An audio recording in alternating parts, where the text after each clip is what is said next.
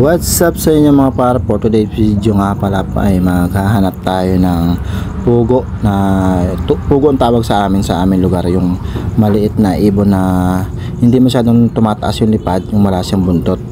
At dito sa Maisan ay tanda-tanda ko pa nung kabataan namin ay lagi kami nanininglaw ng mga ibon, mga ganong klaseng ibon, at ang ginagawa namin ay dinadakma lang namin.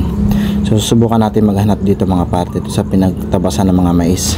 Kalipas nga pala mga par ng ilang minuto ay yun na nga, hindi tayo pinalad na makakita ng pugo na tinatarget natin. Ngunit merong isang nilalang mga par na nagpakita sa atin. Ito ay isang palaka na ito ay nakakain. Yan mga par, huwag kayong basta-basta kukuha ng mga palaka na kung saan-saan lang nakikita. May iba-ibang klase ng mga palaka na hindi nakakain. Tingnan nyo lang mabuti yung mga palaka na ganito, na ito lang yung talagang pwedeng kainin. Mayroong palaka na nakalalason, may palaka na may mga iba-ibang klase. Basta alam nyo kung sino po nakakaalam ng mga palakang ganito, sino po ang kumakain. Paki-comment nga po diyan sa baba.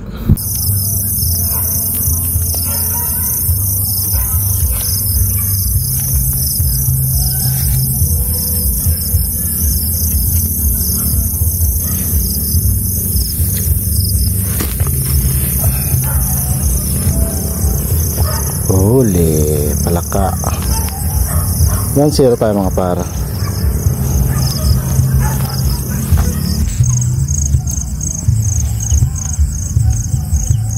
Isa pa mga par. Ano? Tago.